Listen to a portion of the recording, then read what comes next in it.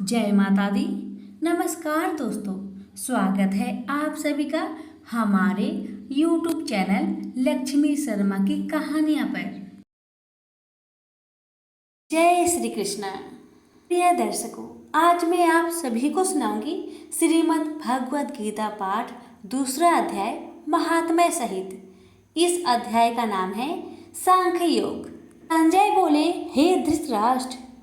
तब श्री कृष्ण की दया युक्त नेत्रों में आंसू भरकर व्याकुलचित अर्जुन से बोले, हे अर्जुन, अनर्थ के सेवन करने योग, अपयश कारक, नरक में गिरने वाला मोह इस समय तुम्हारे मन में कहाँ से आया? तुम कायर मत बनो, यह शोभा नहीं देता।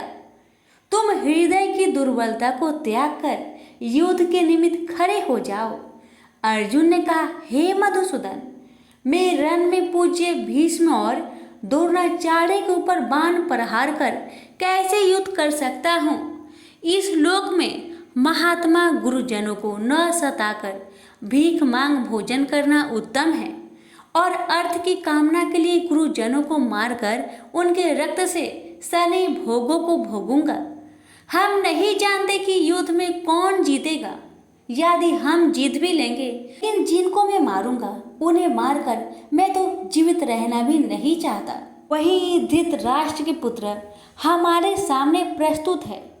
दीनता से मेरी स्वाभाविक वृत्ति नष्ट हो गई है और धर्म के विषय में मेरा चित्त मोहित हो गया है। मैं आपसे पूछता हूँ, जिससे निश्चय करके मेरा भला हो, आप मुझे समझाकर बताइए, क्योंकि मैं आपका शिष्य हूँ और आपकी शरण में हूँ। अतः मुझे ज्ञान शिक्षा दीजिए। मुझे पृथ्वी का निष्कंटक राज्य मिल जाए और देवता का भी आधिपत्य मिल जाए, तो भी ऐसा कोई उपाय नहीं दिखता कि जो मेरी इंद्रियों को दुखाने वाले शोक को दूर करे। हे गोविंद, मैं युद्ध नहीं करूँगा। यह कहकर अर्जुन चुप हो गए। संजय बोले, हे राजन, दोनों सेनाओं के बीच में खिन्न होकर बैठे अर्जुन से भगवान श्री कृष्ण ने ये वचन कहे, हे अर्जुन, जिसके लिए शोक नहीं करना चाहिए तू उसके लिए शोक करता है, और पंडितों के वचन तू कहता है। तो पंडित लोग न मरों का सोच करते हैं और न जीवितों का सोच करते हैं। यह बात असंभव है कि मैं पहले न था, तुम भी न थे, और यह राजा भी न थे, और इसके बाद भी न रहेंगे। जैसे देहधारियों की इस देह का लड़कपन, जवानी, बुढ़ापा ये अवस्था होती है, जैसे ही मृत्यु के बाद दूसरी देह की भी होती है। इसलिए पंडित लोग मोक्ष को प्राप्त नहीं होते। इंद्रियों का सप्तदादि विषयों से संयोग जारा, गर्मी आदि सुख दुख देने वाला है। आने जाने वाले और नाशवान जानकर इन्हें सहन कर। हे नर श्रेष्ठ, सुख दुख को समान मानने वाले जिन वीर पुरुष को यह ब्रह्म पदार्थ कलेश नहीं देते, वह मोक्ष पाने के अधिकारी है। असत का तो अस्तित्व नहीं है और सम का अभाव नहीं है। इस अविनाशी, अचित्य और नित्य जीवात्मा के ये सब शरीर नाशवन है। अतएव हे भारत, तुम युद्ध करो। जो पुरुष इस आत्मा को मारने वाला तथा जो मरने वाला मानते हैं, वे दोनों ही ज्ञानी नहीं है, क्योंकि यह आत्मा न मारती है न मरती है। आत्मा न कभी जन्मती है न मृत्यु को प्राप्त होती है, न कभी जन्मी थी न कभी मरेगी। यह अजनबी, नित्य, कभी न घटने बढ़ने वाली और सनातन है। नष्ट होने पर भी वह नाश को प्राप्त नहीं होती। जो पुरुष इस आत्मा को नित्य, अविनाशी, निर्विकार और अनजन्मा जानता है, वह जिसको घात करवेगा और जिसको मारेगा, जिस प्रकार मनुष्य पुराने वस्त्र फेंक कर नया वस्त्र ग्रहण करता है, उसी प्रकार आत्मा पुराने देह को छोड़कर नई देह धारण करती है। आत्मा को शस्त्र काट नहीं सकते, अग्नि जला नहीं सकती, जल भिगो नहीं सकता, ना भीग या गल सकती है। और न सुख शक्ति है। यह अविनाशी, सर्वव्यापी, स्थिर, अचल और सनातन है। यह इंद्रियों से जाना नहीं जा सकता। यह कल्पना से भी परे है और इसमें हेर फेर नहीं हो सकता। इसलिए ऐसा जानते हुए तुम्हें शोक करना उचित नहीं है।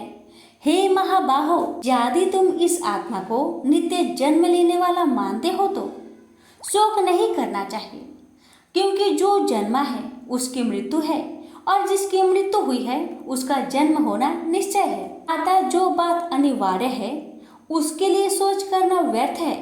जन्म लेने से पहले क्या था किसी को मालूम नहीं, मध्य में कुछ प्रकट होता है, फिर मरने से पीछे क्या होगा कोई नहीं जानता। ऐसी दशा में किसी बात का सोच करना क्या तुमको उचित है?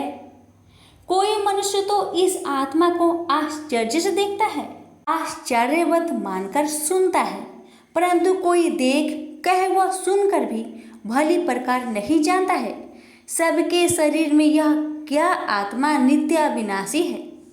कारण सब प्राणियों के लिए तुमको सोच करना उचित नहीं। अपने धर्म को भी सोचकर घबराना उचित नहीं है, क्योंकि क्षत्रियो को धर्म पूर्वक युद्ध से बड़ा और कुछ भला करने वाला नहीं है। हे पार्थ, बिना इच्छा के स्वर्ग का द्वार रूप युद्ध तुमको स्वतः प्राप्त हुआ है। ऐसा सुअवसर भाग्यवान क्षत्रिय को ही मिलता है। यदि तुम अपने धर्म के अनुसार इस संग्राम को न करोगे तो अपना धर्म और बड़ाई खो बैठोगे और पाप को प्राप्त होगे। सब लोग सदा तुम्हारी अपकीर्ति करेंगे और प्रतिष्ठा वाले पुरुषों के लिए अपयश का होना मृत्यु से भी बढ़कर है। ये महारथी लोग समझेंगे कि अर्जुन डरकर संग्राम से हट गया, और अब तक जो लोग तुम्हारे पराक्रम की प्रशंसा करते हैं वही अनेक तरह के दुर्वचन कहेंगे। इससे बढ़कर दुख तुमको क्या हो सकता है? यदि युद्ध में नष्ट हो गए तो स्वर्ग के भागी होगे, जीतने पर पृथ्वी के तल पर राज्य करोगे। इसलिए युद्ध के निमित्त दृढ़ प्रतिज्ञा होकर खड़े हो जाओ। सुख दुख, लाभ हानि, जय पराजय, इन सब को समान समझकर युद्ध के लिए तैयार हो जाओ। ऐसा करने से तुम पाप को प्राप्त नहीं होगे। हे पार्थ, यह ज्ञान उपदेश ज्ञान योग के विषय में तुझसे कहा गया है। अब निष्काम कर्म योग के विषय में सुनो। जिस ज्ञान को पाकर कर्म बंधन से तेरी मुक्ति होगी।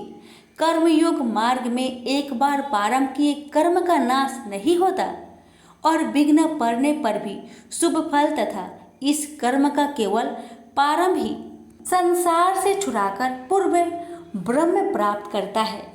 निश्चय करने वाली बुद्धि इस निष्काम कर्म में एक ही है और कामना वाले पुरुष की बुद्धि एकाग्र नहीं रहती। हे अर्जुन, अज्ञानी उस पुष्पिता वाणी को ही स्वर्ग सुख से बढ़कर कुछ नहीं समझते। स्वर्ग सुख को ही जो उत्तम पुरुषार्थ समझते हैं, उनको कामनाओं से चित्त व्याकुल होने के कारण निश्चयात्मक बुद्धि से मोक्ष साधना उत्पन्न होती है। कारण कि उनका चित्त भोग आदि में सदैव निमग्न रहता है। जिन मनुष्यों का चित्त इस प्रकार मोह में लिप्त है और जिसकी आसक्ति भोग विलास और ऐश्वर्य में है, ऐसे पुरुषों के अंत कारण में निश्चयात्मक बुद्धि नहीं होती। हे अर्जुन, वेद त्रिगुणात्मक सकाम है, तुम निष्काम हो जाओ। सुख दुख को समान जानकर नित्य क्षेम आदि स्वार्थों में ना पड़कर धीरजवान और आत्मनिष्ठ हो। तुमको केवल कर्म करना चाहिए, तुम्हारे अधिकार में फल नहीं। तुम ना तो फल की अभिलाषा में काम करो और न निकम्मे ही रहो।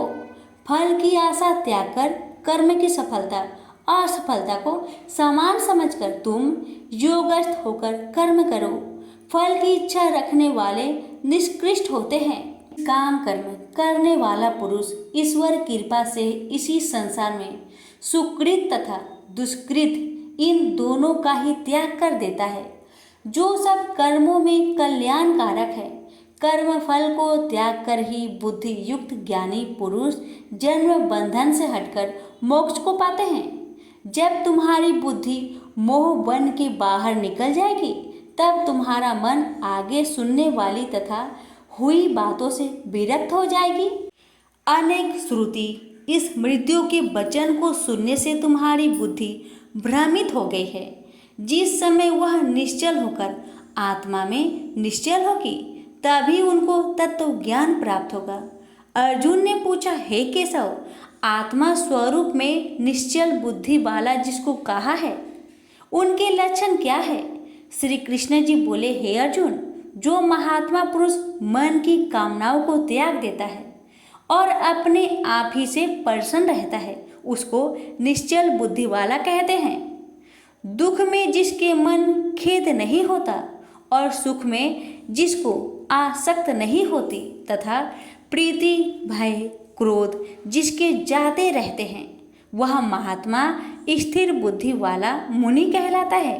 जो सर्वत्र स्नेह करना है, जो शुभ पदार्थ होने पर हर्ष नहीं करता, अशुभ से अप्रसन्न नहीं होता, उसी को स्थिर बुद्धि जानना चाहिए। और कछुआ जैसे अपने अंगों को सिकुड़ लेता है, उसी तरह जो पुरुष अपनी इंद्रियों को विषय से हटाता है, उनकी बुद्धि स्थिर जाननी चाहिए। हे अर्जुन, मोक्ष प्रयत्न करने वाले विद्वान व्यक्ति को भी प्रबल इंद्रिया बलात् उसके मन को जीत लेती है। इसलिए सब इंद्रियों को विषयों से रोक मेरे अंतर्ज्ञान में तत्पर हो जावे। जिसने इंद्रियों को बस में कर लिया है, उसकी बुद्धि निश्चल है। जो पुरुष विषयों के ध्यान में रहता है, उसमें उसकी प्राप्ति हो जाती है। प्राप्ति होने से कामना होती है, इच्छा के पूर्ण न होने से क्रोध से अविवेक होता है, अविवेक से स्मरण शक्ति नष्ट हो जाती है, स्मरण शक्ति के नष्ट होने से बुद्धि क्षय हो जाती है। जिसकी बुद्धि का नाश हुआ, वह विनाश को प्राप्त होता है। जो पुरुष राग देश से रहित होकर इंद्रियों के विषय सुख का अनुभव करता है और अपने मन को बस में रखता है, वह शांति को प्राप्त होता है। शांति मिलने पर सब दुखों का नाश होता है।